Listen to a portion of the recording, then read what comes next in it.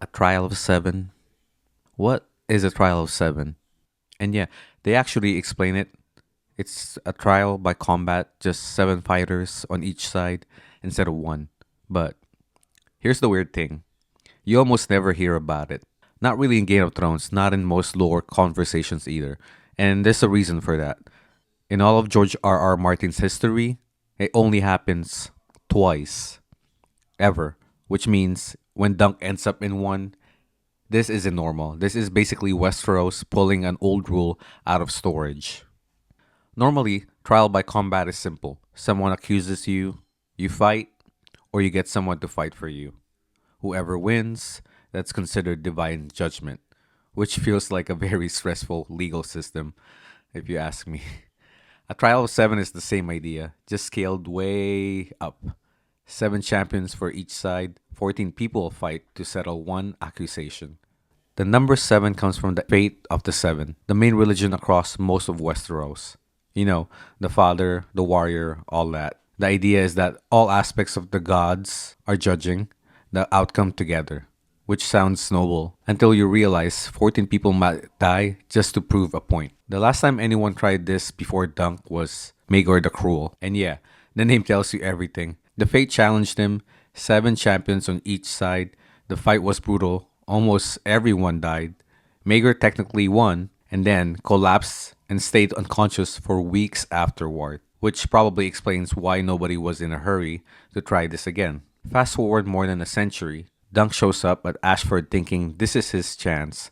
Real knights, a huge tourney, banners everywhere. You can feel him taking it all in, realizing, okay, this is some next level. This is what being a knight is supposed to look like. He's fascinated, a little intimidated, trying to act like he belongs there. And then everything goes sideways.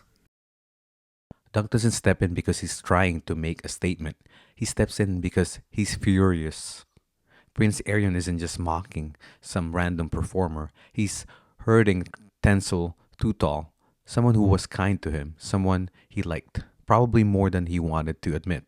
And Dunk has never been good at standing still when someone stronger picks on someone weaker.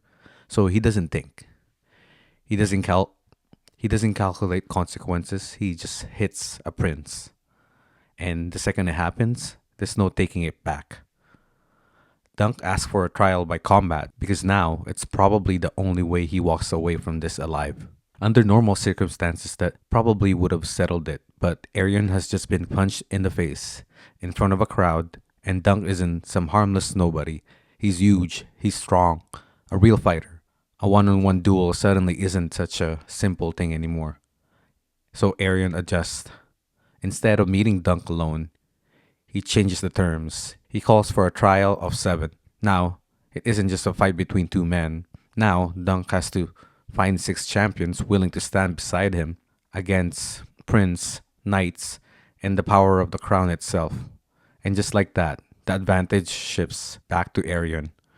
What started as one impulsive punch has turned into something far bigger than either of them planned. And this is where Baylor enters the situation because up until now, this is just a tourney dispute that got out of hand.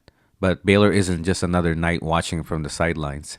He's the heir to the throne, which means every decision he makes here isn't just personal, it's political. If he sides with his family, an innocent man probably dies. If he sides with Dunk, he risks humiliating a prince in front of the entire realm. And the reality is, doing nothing is also a choice. He could stay out of it, let the law play out, protect his future as king. Instead, he steps into the fight himself. Not because he has to, but because he decides justice is worth the risk, even if it costs him. And suddenly, this isn't just about Dunk anymore.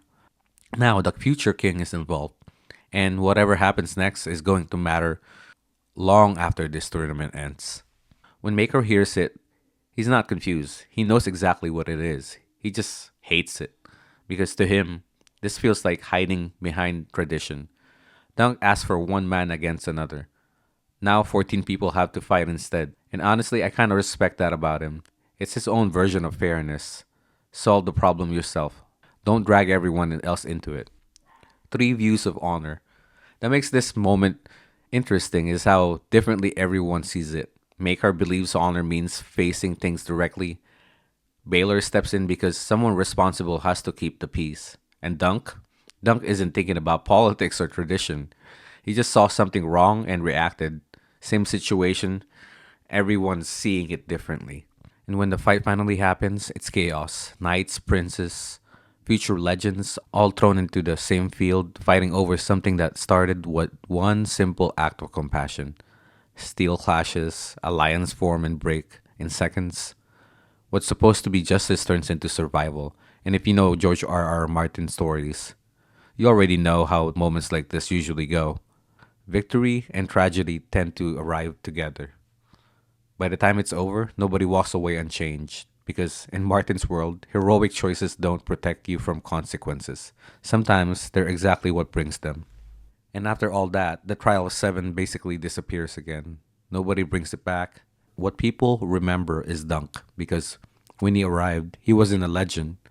He was just a hedge knight trying to find his place, standing in awe of the world he wanted to belong to. And somehow, within days, he ends up fighting besides Prince and the greatest knights alive, just because he refused to ignore something that felt wrong, which is a very Dunk way to end up in history. And honestly, that kind of makes sense. Getting 14 people to risk their lives because the gods are supposed to decide something. I mean, to us, watching that sounds epic. It's basically medieval 7v7. Feels like a video game mode or something. Until George R. R. Martin reminds you what that actually cost. Because every time something feels grand or heroic in this world, somebody important usually doesn't walk away from it. And the Trial of Seven might be the clearest example of that. By the time we get to Game of Thrones, trials are still around. They're just way simpler. One champion fights, and that's it. Nobody's organizing a 14-person battle to settle an argument anymore. So when you hear the Trial of Seven, you're basically hearing something from an older Westeros, back when people still thought something like this could actually settle things.